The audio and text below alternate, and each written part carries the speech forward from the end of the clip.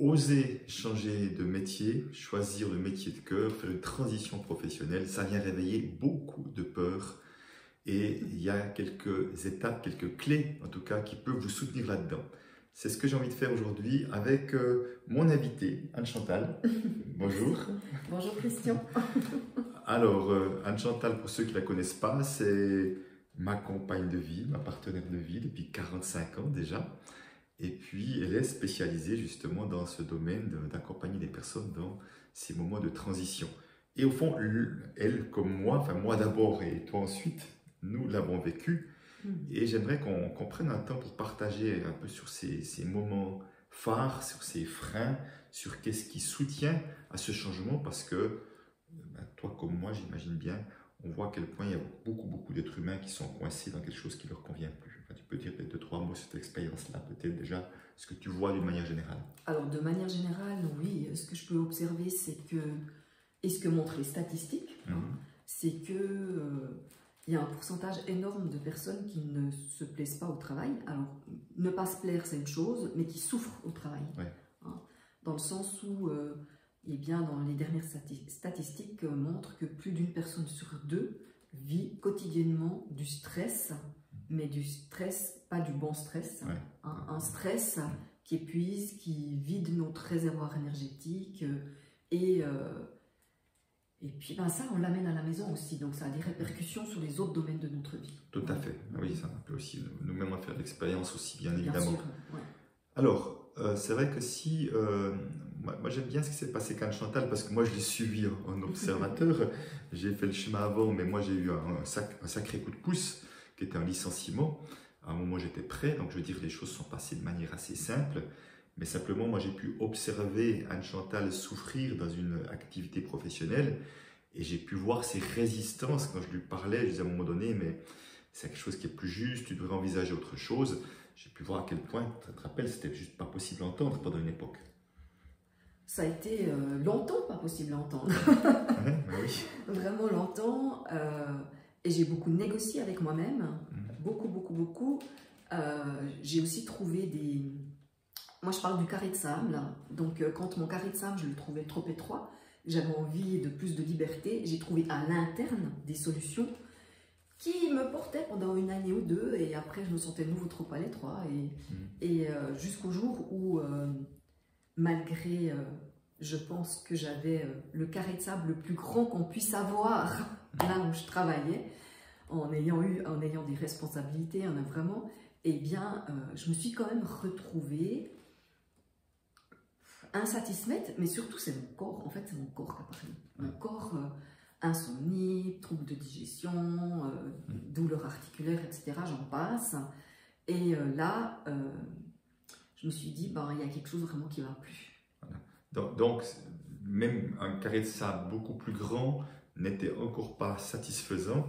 Donc, ça signifie que parfois on peut voir qu'on peut trouver des stratégies à l'extérieur pour essayer encore de tenir le coup en faisant des ajustements ou se raconter des histoires. Parce que moi-même, je me suis raconté des histoires en me disant, ah ouais, mais tu travailles comme dans une bonne équipe, tu aimes bien tes clients, vous voyez, on se raconte des trucs comme ça. C'est exactement ça. Ouais. C'est vraiment exactement ça. Tu as quand même des collègues chouettes, tu as quand même de la chance là où tu travailles, tu as un bon salaire.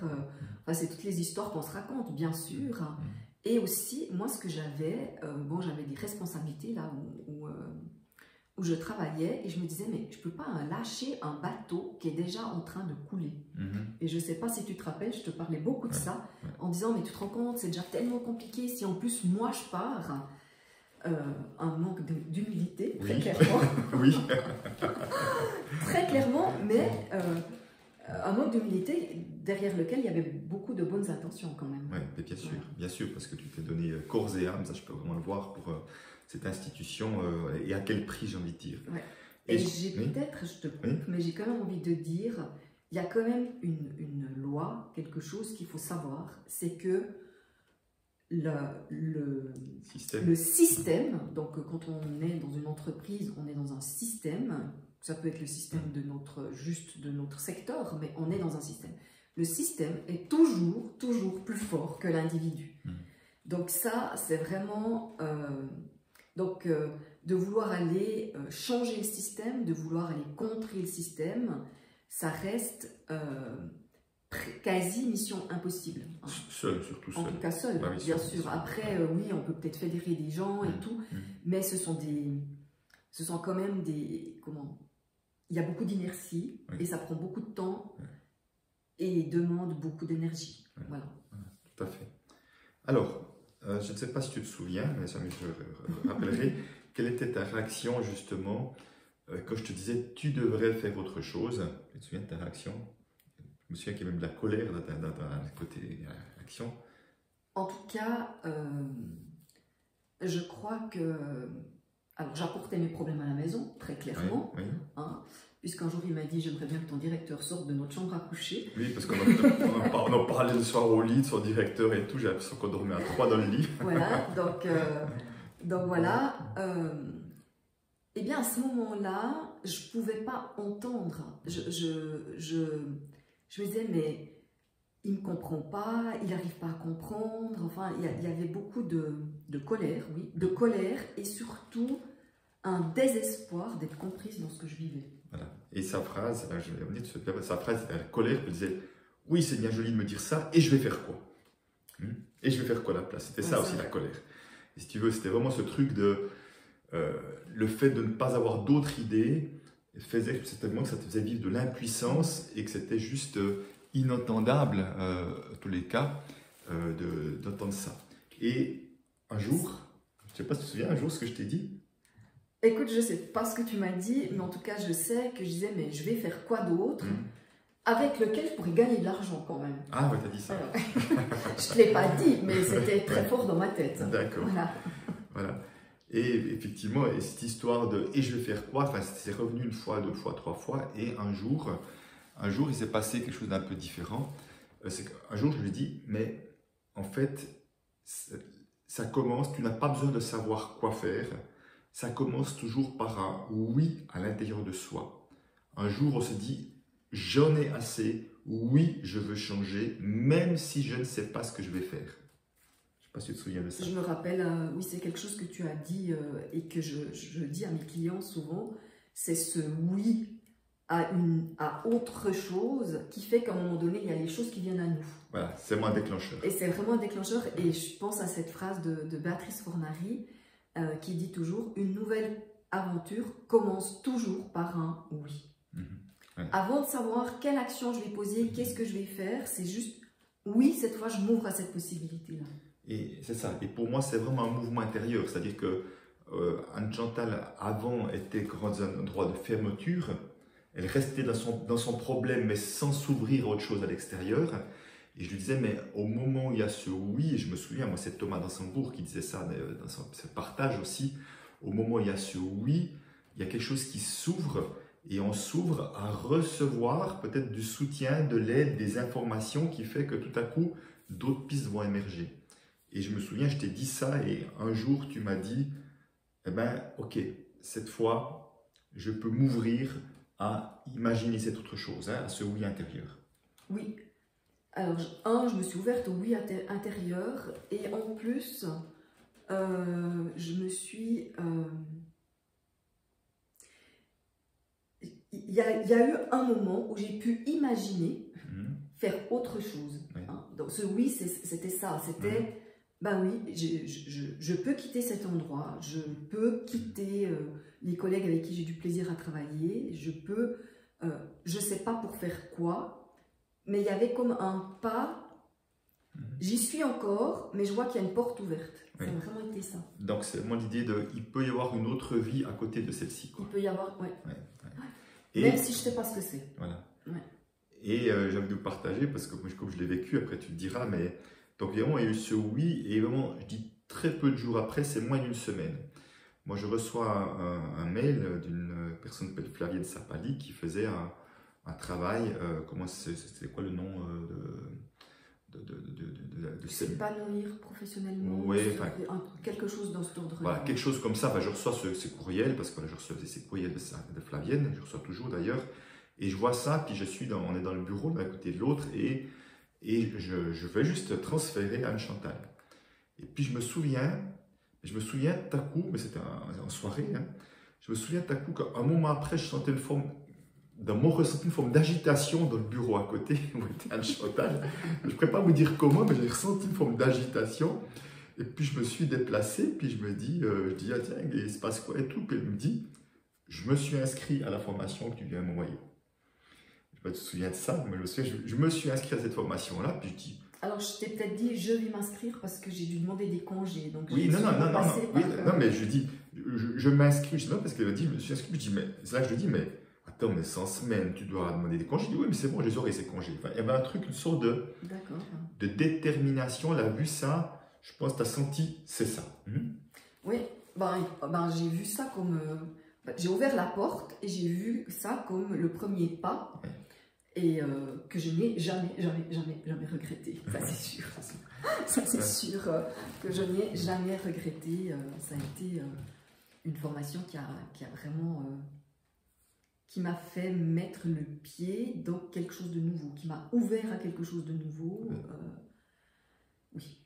Alors, ce qui est, je trouve, magique, j'aime bien partager cette histoire-là, c'est que, vous voyez, il y a ce oui à l'intérieur de moi. Thomas d'Ansembourg parlait, c'est comme ça que d'un coup, quelqu'un a parlé de communication non violente, de choses comme ça, et d'un coup, les choses arrivent à vous de manière surprenante. Et là, on peut dire c'est surprenant, ça ne s'attendait pas à ça. Et tout à coup, il y a ce truc qui arrive, qu'elle aurait peut-être vu 2 mois avant, qu'elle n'aurait même pas, elle l'aurait effacé tout de suite, peut-être mis de côté, mais là, c'était mûr. Elle s'inscrit, et après, à l'issue de la formation, elle me dit, mais c'est ça que je veux faire. Oui, je savais. Après, ça s'est beaucoup précisé avec les années, hein, parce que c'est toujours la même chose. On part, puis après, on fait des expériences, et puis avec les expériences, on dit, c'est un petit peu plus à gauche, ou un petit peu plus à droite, mais l'essentiel était là, très clairement. L'essentiel était là. Voilà, donc simplement, c'est vraiment pour moi aussi, au cœur de ce message, j'ai envie de partager, c'est à l'image de la citation de Béatrice, tu disais, c'est que tout commence par un oui. Effectivement, ce oui, j'en peux plus, oui, je veux autre chose. Moi, je l'ai vécu en 2006, suite à une formation que j'ai suivie aussi. D'un coup, ça m'a pété la figure, que je n'en pouvais plus de ce métier de conseiller en placement. Et je me souviens avoir dit, je change, je reste à la banque parce que je faisais d'autres choses qui étaient chouettes, ou je vais à l'extérieur, mais cette fois, je me mets en route. Cette fois, c'est fini de négocier avec moi-même, je me mets en route.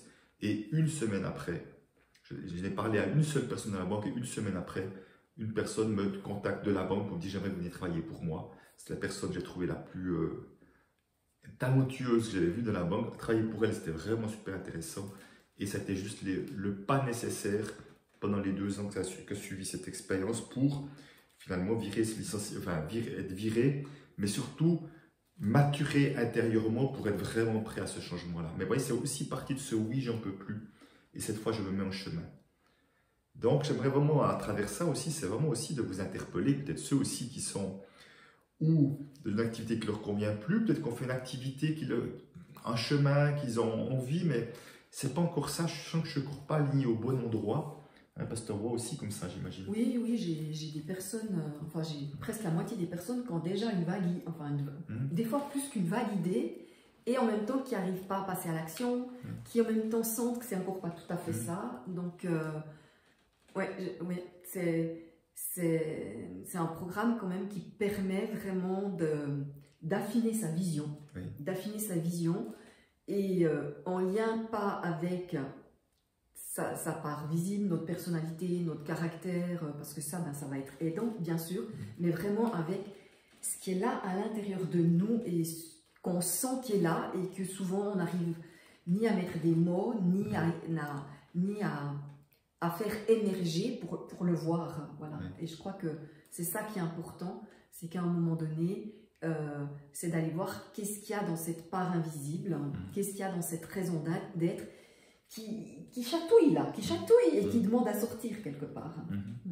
Et ce que j'aime beaucoup dans l'approche d'Anne-Chantal, effectivement, c'est d'aller chercher sa contribution, à quoi j'ai envie de contribuer, et seulement le après, on va voir le comment. Parce que je dis ça parce qu'aujourd'hui, je suis perçu, considéré, reconnu comme expert de la relation à l'argent, mais au fond, c'est qu'une manière de contribuer. Et que ce à quoi j'ai envie de contribuer, plus d'amour de soi, plus de de conscience de soi, plus de mieux-être individuellement et collectivement dans la société, je pourrais lâcher la relation à l'argent, je pourrais trouver plein d'autres manières de le faire. Ça serait toujours la même motivation au plus profond de moi qui serait identique, simplement j'aurais trouvé une meilleure manière de faire ce que j'ai envie d'amener. C'est exactement ça. Pour moi, la vision, c'est le phare. Oui. Et puis, pour se diriger sur la mer, hein, avec toutes les tempêtes qu'il peut y avoir sur la mer, eh bien, il y a peut-être un moment où j'aurai une barque, il y a peut-être un moment où je vais prendre un hors-bord, il y a peut-être un moment où je vais aller sur un paquebot, etc., etc. Ça veut dire que cette contribution, cette vision, après, on peut la porter de manière différente. On n'est pas coincé dans un métier ad aeternam. Hein. C'est pas déterminer cette manière-là. C'est vraiment à quoi j'ai envie de contribuer. Puis après, de la manière dont on va le faire, ben, ça va dépendre des circonstances, ça va dépendre de nos goûts, ça va dépendre de l'environnement dans lequel on est. Enfin, voilà. Ok, ben c'est super. Et peut-être juste pour terminer, peut-être, vu que moi, je travaille plutôt sur la relation à l'argent, ce qui est un frein ou ce qui bloque, ou les peurs qui empêchent certains d'oser faire le pas. Mais peut-être quelles sont les différentes stratégies que tu proposes toi aujourd'hui pour accompagner les personnes justement dans ce cheminement? Alors pour moi, il y a 3 étapes essentielles. La première, c'est déjà, bon, je dirais il y a même une première encore avant la première, c'est-à-dire de dire oui. Et comme moi j'ai fait, hein, où je suis partie dans cette formation, il y a ça, mais dans la formation, il y a une partie qui est être plus en conscience de soi. Parce que pour moi, il est essentiel, c'est mieux on se connaît, plus nos choix vont aller dans la direction qu'on souhaite. Hein, et on sait quand même qu'il y a presque quasi 90% de nos choix se font inconsciemment. Donc plus on arrive à faire monter en conscience de l'inconscient, plus on va faire des choix qui sont porteurs. Donc ça, c'est la première partie. La deuxième partie, on va aller voir l'étape de qu'est-ce qu'il y a dans cet invisible, aller connecter son essence. Après, matérialiser cette essence, c'est une vibration, c'est volatile l'essence, donc je vais la matérialiser par ma mission de vie, c'est-à-dire quel genre de personne j'ai envie d'être. Là, c'est caméra sur nous. Hein. Et après, on va voir cette personne qui vibre cette énergie-là. On va tourner la caméra et ça va être à quoi elle a envie de contribuer. Et une fois qu'on a ça, eh bien, on va revenir dans la visibilité où on va définir, en lien avec cette mission, cette contribution, cette essence, quel objectif professionnel je vais me mettre. Et je donnais cet exemple que je donne souvent parce qu'il est aisé à comprendre. Si je veux mettre plus de beauté dans le monde, eh bien, l'objectif professionnel, ça pourrait être coiffeuse, esthéticienne, architecte, fleuriste, toiletteuse pour chiens, enfin voilà, ou toiletteur, parce que je pense qu'il existe des hommes aussi, etc.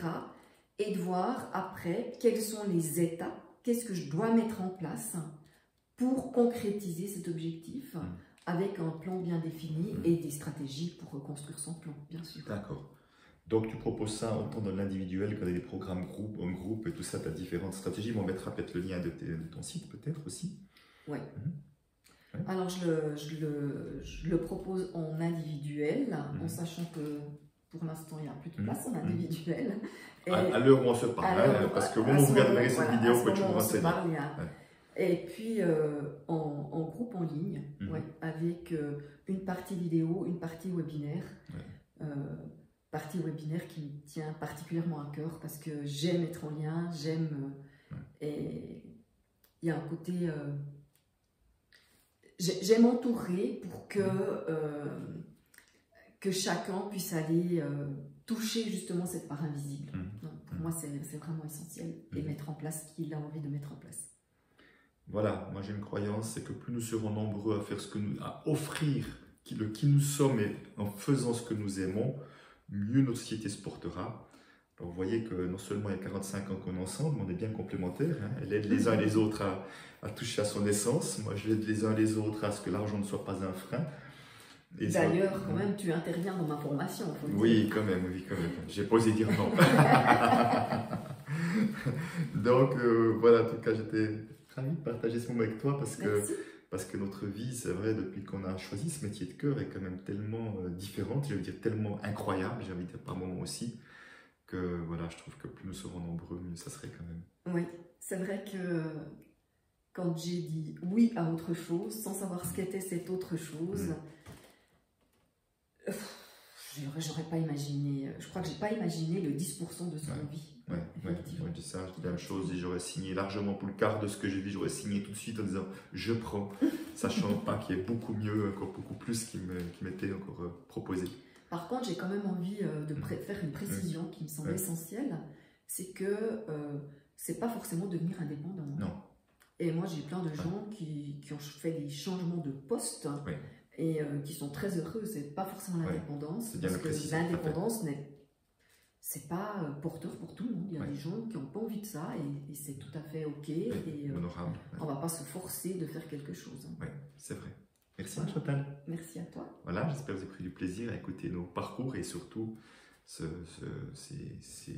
idées, ces propositions aussi. Et on vous retrouve bientôt pour une nouvelle vidéo. Allez, ciao. Bye bye.